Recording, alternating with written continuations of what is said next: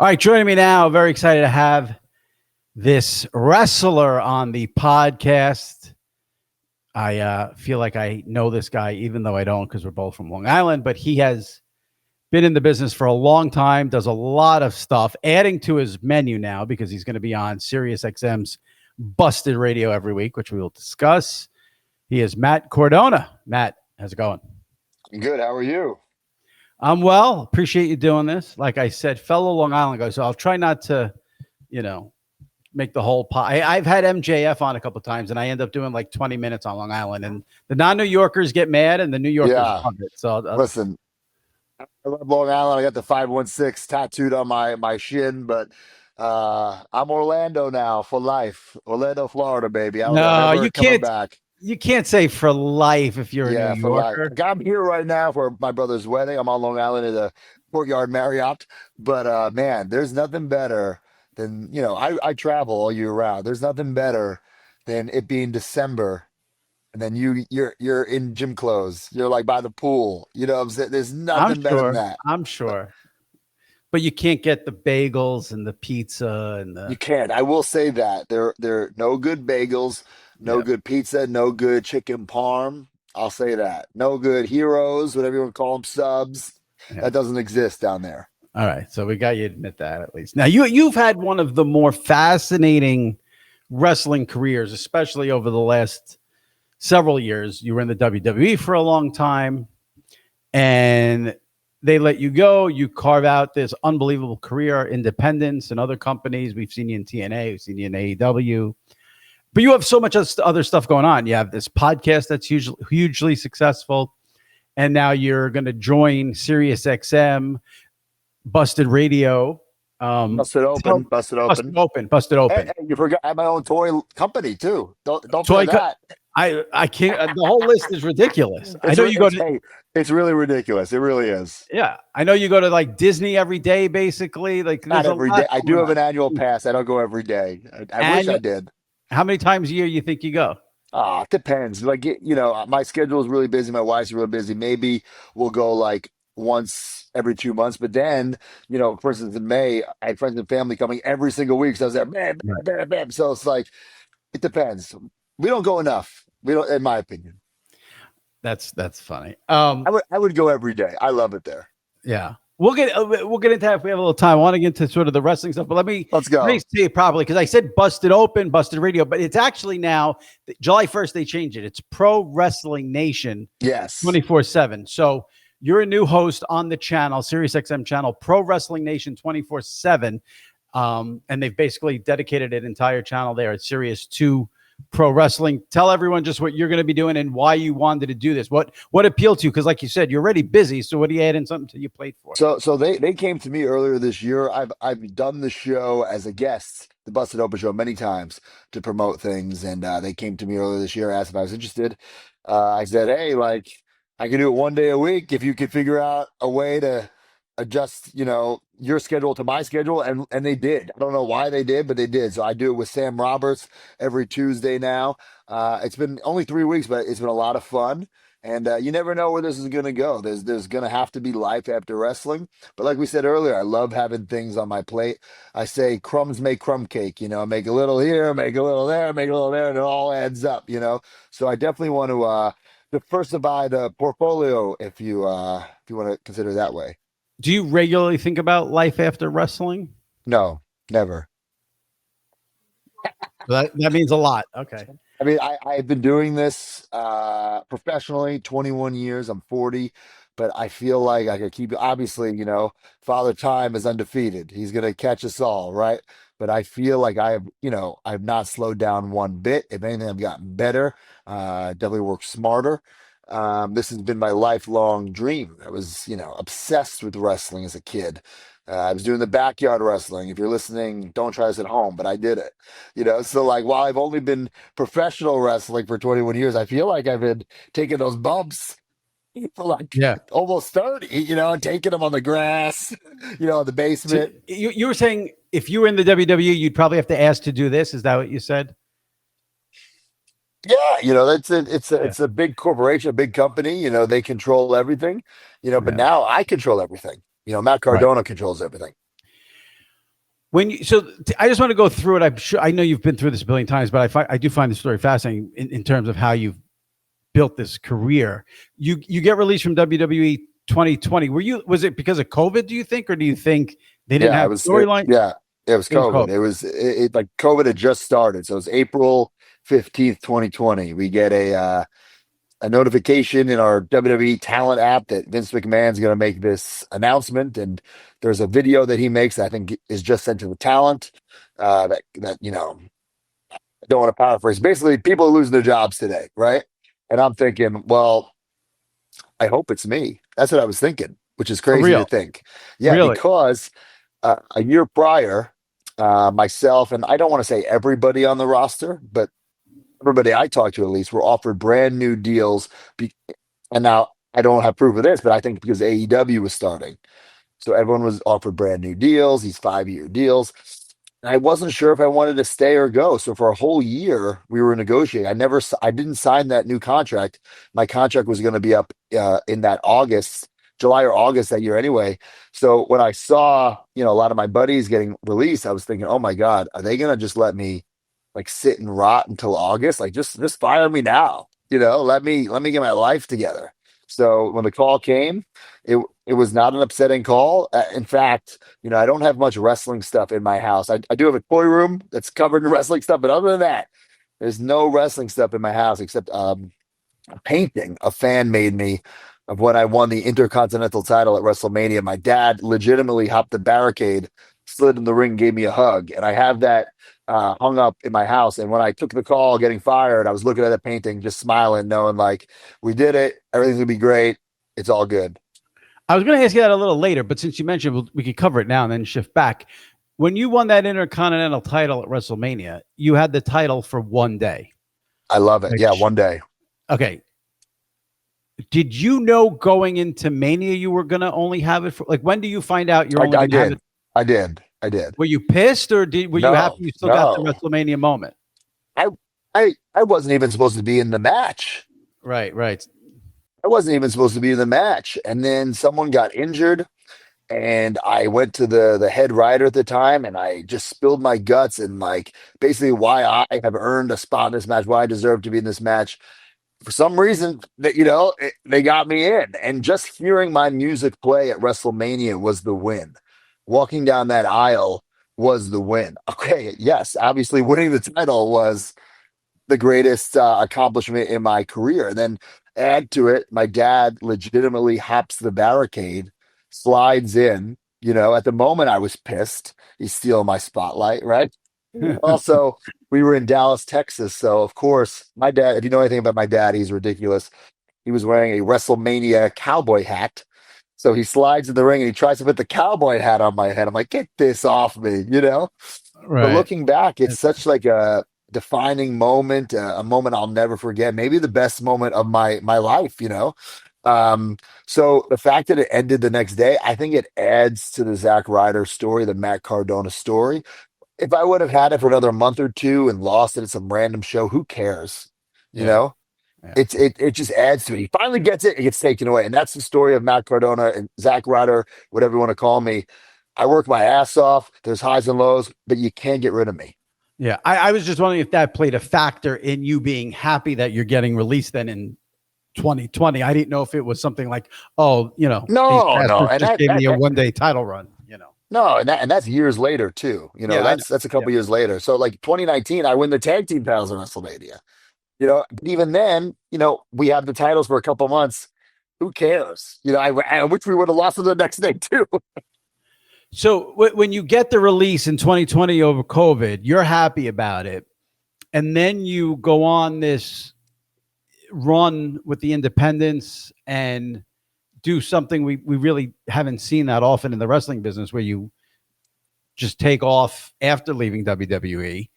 Was that what you thought it was going to be? Was it more difficult to carve that out for yourself? Was it easier than you thought? Obviously you have to work your ass off and there's a lot of travel involved, but looking back on it, what was that experience like when you leave and start the independent God-like career? So I'm going to give you a long-winded answer, but okay. I get fired. It's the pandemic. There's nowhere to go. There's no Oh yeah, independence. right, right. World's shut down. There's literally I can't you can't leave. You can't do anything. So luckily, Brian Myers and I we had started something called the Major Wrestling Viewer Podcast, and that was keeping us afloat financially. You know, because there was nowhere to work. Right? WWE was doing things closed set. AEW was doing things closed set. TNA as well. Um, I got offered to go to TNA, but all of my buddies were going to TNA. I'm like, if they're all going, I don't want to go there. I want to stand out. So I did some stuff with AEW that summer, did like 2 or 3 shows, and I thought it went great, but I never got an offer. It is what it is. It is what it is. And when, a couple months went by, again, there's still nowhere to work. But once the independents opened up, probably like the next spring, so 2021, I'm like, all right. I don't know what's going on here, but I'm gonna take over. I'm gonna dive head first. I'm not gonna dip a toe in. I'm gonna work everywhere, work everyone, and do whatever I can to have the whole world talking about me. And I didn't have a chip on my shoulder. It wasn't, oh, I'm gonna prove these guys wrong. It was no, I'm gonna prove myself right. I'm gonna prove my fans right. And that's what motivated me. I didn't want to be motivated by bitterness or negativity. I wanted to, I think I'm so good. I think WWE should have used me better. Okay, well, put up or shut up, prove it, right? To myself. And that's exactly what I did. And most people they go to the independents and they die. 5 years since I've been released from WWE, and I hate to, it sounds very narcissistic, but I'm hotter than ever. This weekend I would just show after show after show, money, money, money, like because I don't stop. And I Right. force it down people's throat that I'm out there. I'm the Indy God, the Deathmatch King, the Internet Champion, every nickname you could think of. Right, right.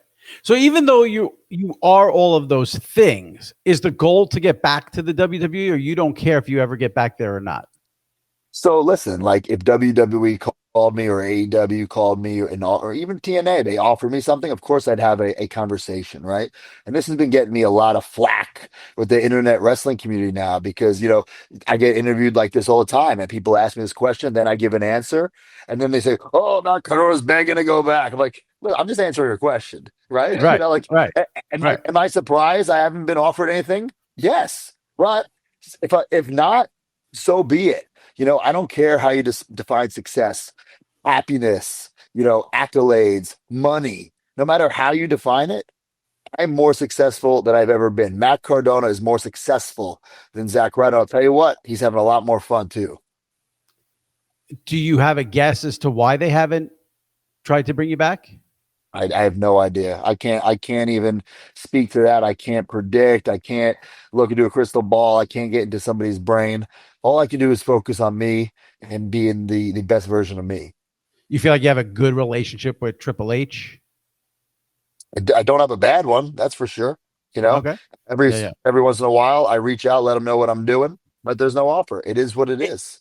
What's interesting to me about it is, in a way, I even, when I was preparing this, I feel like I didn't want to do a whole go back to WWE, go back to WWE, because I'm sure like you have a very successful thing going.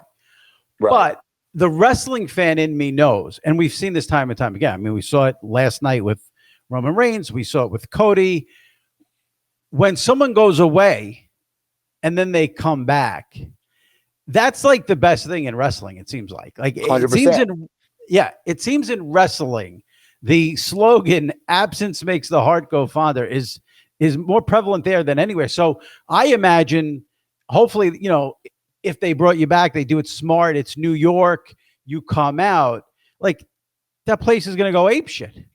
You think they'd I mean, want that? I mean, they were just chanting for me in Saudi Arabia. You know what I'm saying? Right, right, right. Like, listen, like, I'd be lying to you if I said I never want to have a WrestleMania moment, right? Or I never want to wrestle at MSG again, or even AEW just did All In and that stadium in Texas. Yeah, I was in Texas, but I wrestled in front of 1,000 people. Of course, yeah, I would want that again, but yeah. I can't that can't be my driving factor. I need to focus on me and making myself better and changing the game. I'm more focused on changing the game than like trying to get back somewhere. Yeah, it makes sense. And even like you said, if you never go back, look what you've done, look what you've accomplished. I mean, like I said, it's what there are a lot of wrestlers who can leave WWE and have successful careers. You're on another level with it, though, like you said, with the independent God moniker. I don't want to, I don't do this podcast to try to get into people's personal lives, but I have to ask because it blows my mind away. Like, is it, you're married to someone who's in WWE. Yes. You're not in WWE. Right. What is that dynamic like? Do you, I mean, well, I don't want to, I'll let you tell me what the dynamic is. Because I know how I would be. I would be a big yenta asking a million questions and, trying to get dirt and gossip. And No. So we barely talk about wrestling outside of, when we did work together at one point. So when we first met, we worked for different companies. I Right. worked for WWE. She was in TNA. And then she eventually gets in WWE, but she's like in the NXT system, not quite in WWE. Right. Yeah. Then I get fired and I'm doing like the independent stuff like that. She's in WWE, but she gets fired. So then we do the independents together. And then when she came in, it really just added to the Matt Cardona persona on the Right. independents. And she was such a huge part of it. But she got asked to go back. And it wasn't even a question. It's like, you have to go back because she never really got the full taste. Like I always say, like a Keurig machine, like they put it in, but they never press brew. You know what I'm saying? Like she was there, but not there. So she had Right. to Right. go and experience it. And she's absolutely killing it right now. We don't see each other a lot, right? But we try to make those moments the best we can, and our schedules are totally different. But we're both doing what we do best. As an outsider, I just find it a fascinating dynamic that she's there. You would like to be there, especially with a big money contract. Like I don't know, it's a weird. It's not weird, but it's. I find it fascinating that it can. Well, I mean, I certainly would like to see my wife 7 days a week instead of 2, Right. or 1, or 0. You know. There's a lot of So in couples that who respect, sign yeah. up for 2/7. Keep that in mind. All right, so your wife's there in WWE. Like, that's what I was curious about. You say you don't see each other a ton. I'm curious with the independents and doing a little bit here, TNA, a little bit there, AEW, and all your other stuff. What is your travel like during the? How often are you on a plane during the week? How often are you home? You must, and everything I see about like flying these days, it looks like a huge debacle. Do you have any good, frustrating stories about what you see at airlines and in airplanes? Give me something on the travel that you have to endure. So, I mean, for instance, this weekend I was on the road. I had a show Friday, which was in Dallas, Texas. Saturday, I had a show in Chicago. Sunday, I had a show in Portland, Oregon. And then Monday is my work from home day where I do a lot of the major wrestling for podcast, stuff like that. But at least I'm home on Mondays. And then I'm home Monday, Tuesday, Wednesday, Thursday. So I'm home 4 days a week, which isn't, Oh, okay. All right. it's not bad. Now, there's No, always not bad at all. exceptions. Yeah, I mean, you go to Australia, you go to Japan, but typically I'm home 4 days a week, which it's not bad at all. But then on those 4 days, I'm on my phone You're working. constantly. Yeah, you're Yeah, working. whether it be for the toy business, I'm not sitting home relaxing. Yeah. So every once in a while, like you said, I go to Disney World and unwind. But I'm still working, still grinding, thinking of ways to make merch, shipping out my online orders, whatever it is.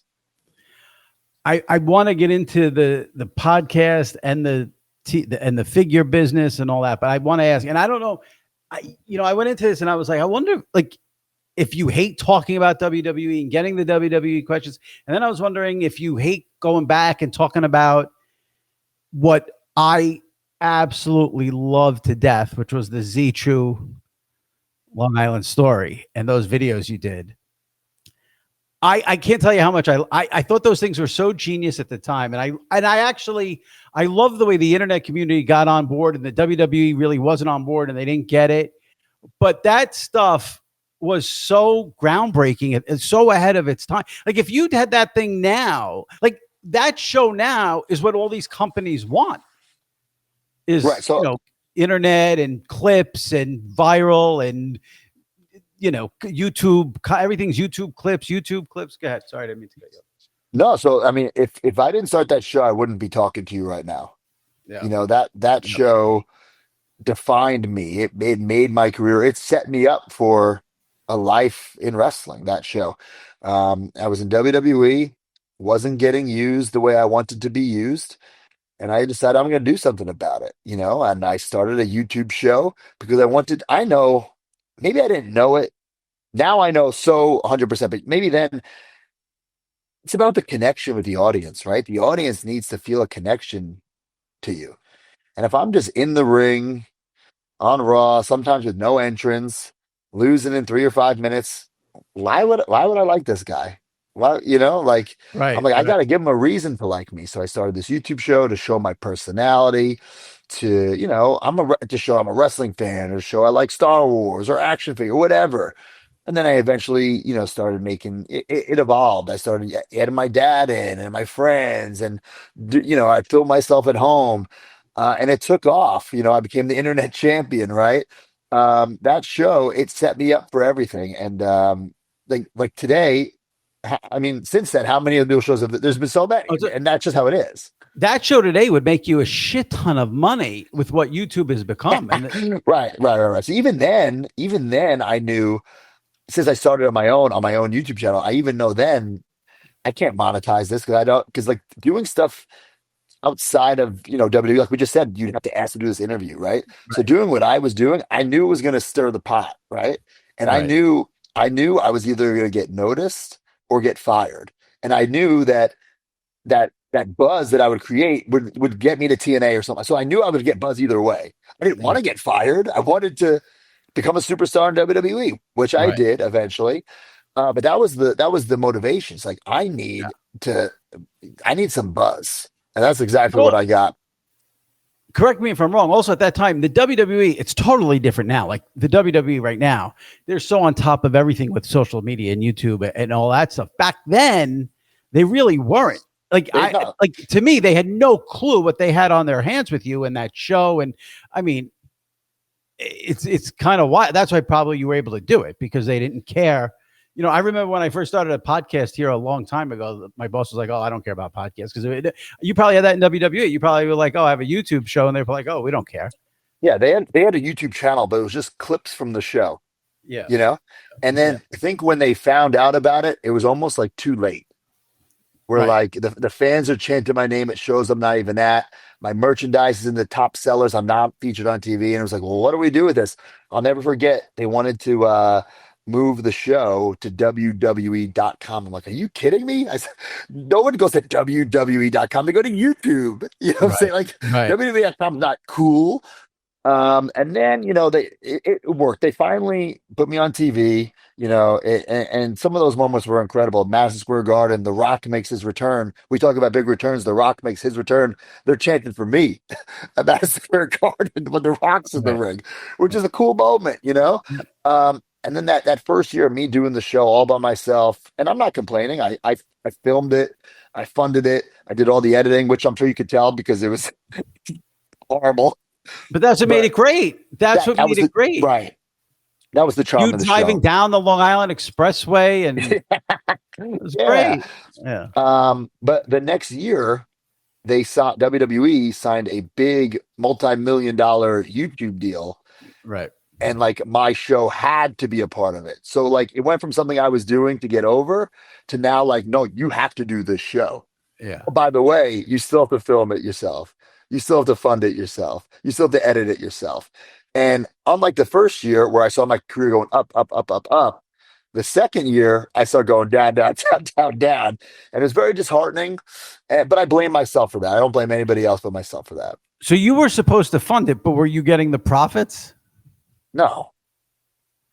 That math doesn't add up. No, it does not. No. Well, I will just say this to wrap up this part of the discussion. When wrestling fans sit around and they talk about the best entrance songs of all time, and obviously Stone Cold with the glass breaking and The Rock, I am putting "Oh Radio" right up there, and I don't care what anyone says. And I'm being dead serious. Dead serious.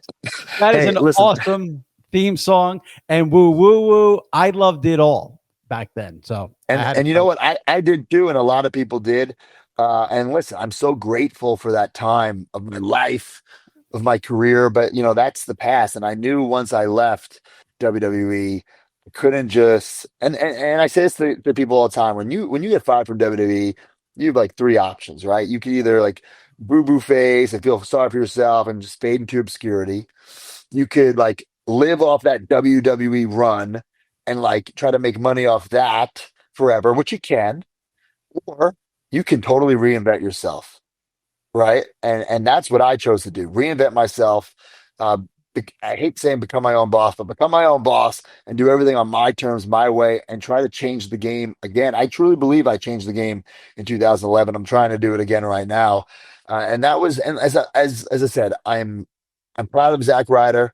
I'm grateful for Zack Ryder. I'm grateful for WWE. Everything. Hey, listen, the success I have now is only because of Zack Ryder and what I learned in WWE. And that's why I was able to clean up and just take over the indies because I was treating it like it was WWE. I had like the vision as if I was in WWE, the merchandise, the meet and greets, how to structure the matches. So I had that advantage over everybody. You got, I'm sure all of you guys probably hate it when fans come up to you and give you like storyline ideas or requests or whatever. But I'm going to be the douchebag for one second. Just say, I hope ultimately one day WWE brings you back. You're back there as Matt Cardona.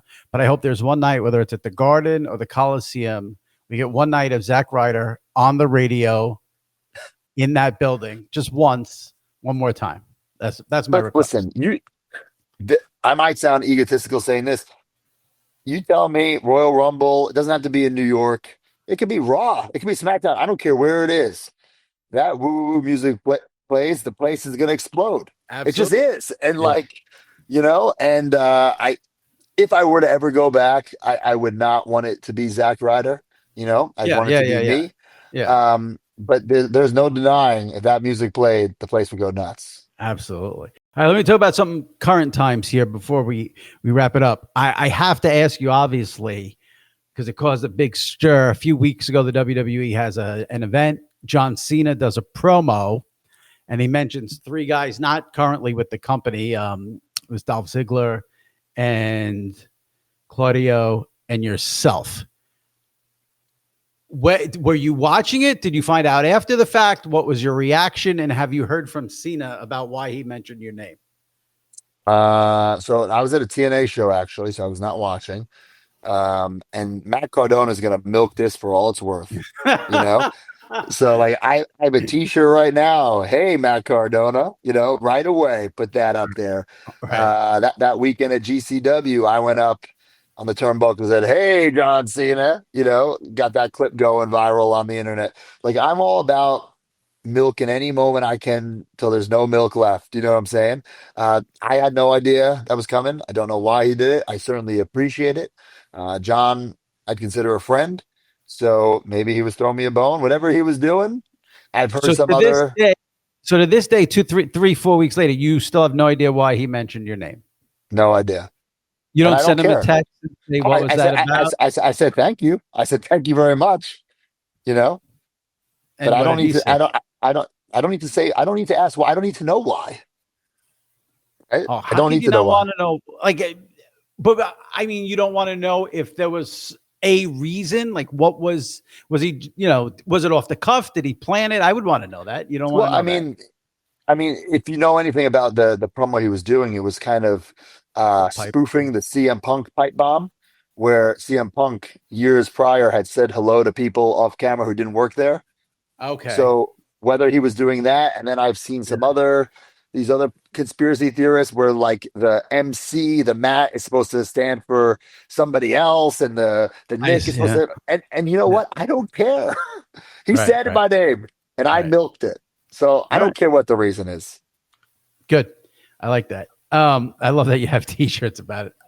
I mean, it caused such a stir because, I mean, listen, things are a little different now. It does seem like in WWE when Vince was there, you would obviously know this. You were there so long that, you know, there are all these rules about what to say, what not to say. And when Vince was there, mentioning a wrestler who wasn't with the company is like, you know, oh my God, the hell has frozen over. But in this new regime, it doesn't seem as outlandish to mention someone who's not there. Is that a right read? Yeah, I agree. The regime change, I think, has been good for the business big time. Tell me, all right. So tell me about, like I said, you're going to be part of Pro Wrestling Nation. I want to make sure I get it right there for SiriusXM. Pro Wrestling Nation 24/7. You can hear Matt every week on that channel on SiriusXM. Tell me, your podcast has been going on for a very, very long time. As someone who does a podcast, it's hard, it's like week in, week out. There's weeks you love it. There's weeks you're like, oh my God, I don't want to do it. Are you still love doing the pod? Is it sort of like that break for you from actually wrestling? Give everyone a little taste of your pod and what it is and how you feel about it. Sure. So myself and Brian Myers, we started the Major Wrestling Figure podcast just about 8 years ago. And it's about wrestling collectibles, wrestling toys. We've never missed a week. People are like, what do you guys talk about every week? Well, if you're in the community, there's a lot to talk about. So I don't ever get sick of doing it. Now it is turned into a business where, it's more than just us just BSing about toys. We get paid through various different ways through this podcast, and it spawned into a toy company, which we just signed with AEW, which is big news. So we're making AEW figures, but I love it. It's my passion, and that's the thing. It started as, I didn't start it to make money. I started it because I love wrestling figures and love wrestling collectibles. And myself, Brian Myers, and Smart Mark Sterling, who's from AEW, he was our producer and then turned into a host. We just love it every week. We're just BSing, talk about toys and collectibles. I Is know it a job? Sure. Yeah. I know It's a job, sure, but I don't treat it like it's a job. Like, okay, every Monday I have to do it. Yes, it's a job, but I'm having a ball. I know during COVID, a lot of people started getting back into like their baseball card collections and the baseball card thing, and the breaks became a big thing. What did with the wrestling figures and the toys, did that get a little bit of an uptick and a boom during COVID, or that wasn't a factor in how big it's become? Oh, it definitely is a factor, 100%. Yeah. So when we get fired, like I said, all I had as an income source was this podcast about toys. And I'm thinking, well, who's going to be, the world is falling apart. Who's going to be spending money on toys and collectibles? Turns out everybody was. And there was this huge boom, which I don't want to say the bubble burst, but it's certainly not how it was before. COVID a little spike. It went down, but it's still way higher than it was pre-pandemic. Got it. Okay. I'll wrap it up by telling you this story quick about wrestling figures. So for people listening, Matt is friends with Sal Licata, who's on this podcast every week, who if you listen to it. Sal's into the wrestling figures. I've talked about it. Sal has a great setup at his house with his figures. Sal comes over one day, and my brother has a massive wrestling figure collection for early mid 80s WWF stuff, Hillbilly Jim and Rick Rude and that stuff. And Sal's telling me how it's worth money and you could really get a lot of money for those figures. We go to check them out, and I had forgotten that when my brother was a little kid with these wrestling figures, he basically would write in red magic marker all over the faces to have blood. So then Sal said they're not worth anything now. So that's my right. So I have a negative connotation of the wrestling figure business because we can't get anything for those wrestling figures because they have red marker on them for blood. Yeah, those are pretty beat up. But yeah, I grew up in those same figures, and those are actually the type of figures that we make now. We call them big rubber guys. It's just like that Hillbilly Jim, and we try to make them to fit that style. We make guys that they never made. We make better versions. We have a badass Macho Man or even taller Andre the Giant, but we do current stars too. Basically, if you're not in WWE, we can make you. It used to be if you're not in WWE or AEW, we can make you, but now we can make AEW. Right, that's good. So we can make everybody, and it's just a lot of fun, and it's a lot of work. I didn't foresee myself starting a toy company, but things just happen, they progress, and my nickname is Always Ready, so I'm always ready for any opportunity. Let me wrap it with this because I haven't given you a chance. We've talked so much, but if you want to give us like where you're going to be wrestling, where people can see you, what events you're going to be at, if you want to do a little bit of that right now to wrap Yeah, it well, up. actually, this weekend, Saturday in Brooklyn, where the Brooklyn Cyclones play, I'll be for GCW, which is that I'd say that's my home independent promotion. Right. GCW goes all over the world, but this Saturday they'll be in Brooklyn, and the next day TNA Slammiversary at the UBS, and they just had to add more seats because there's going to be so many people there. Oh, So it's going to nice. be cool. It's going to be cool to come back to Long Island for TNA Wrestling. TNA Wrestling is a company I've been a part of in and out for the past 5 years, and I love how they've grown into something where they're kind of like Matt Cardona. They have a lot of highs and lows, and people count them out, but they never quit. So I'm really rooting for them. Is it always just nothing but a thrill when you get to wrestle back here in New York, or is there a little pressure because you have like friends and family there? What's that like when you come back home to No, it? it's a thrill, you know. Like I grew up here going to wrestling shows, whether it be the Nassau Coliseum or Madison Square Garden, you know. So it's fun, you know, to say I've wrestled at those places, Hammerstein Ballroom, Barclay Center. You know, I've never wrestled at UBS. I've never been inside UBS, so I'm very excited this Sunday for TNA Slammiversary. Well, I appreciate you coming on. Like I said, everybody can catch Matt on SiriusXM Pro Wrestling Nation 24/7. And then, of course, all over the independents that we talked about. He's got his podcast, Wrestling Toys, if you need some of those. Guys, and I just want to hear on the radio again. That's what I want. I love that Oh, song. radio, yeah. I Oh, mean, radio. listen, Oh, radio. Yeah, yeah. it's when I'm at an autograph signing, there's people who come and sing it to me, or they ask me to do the woo woo, and I won't Yeah. do it. That guy's dead. Zack Ryder is dead, but I'm very proud of Zack Ryder, and he set me up. You know, I always say this: Zack Ryder needed to die for Matt Cardona to live. So I'm very grateful for Zack Ryder. I appreciate Matt Cardona coming on, joining me for the pod, and best luck with everything. Enjoy the run there at Sirius, and hopefully we get you on again sometime soon. Absolutely. I hope my nice backdrop with all my figures, my title belts, my professional setup, instead of this courtyard Marriott with That's shitty all service. right. Appreciate it. Thanks.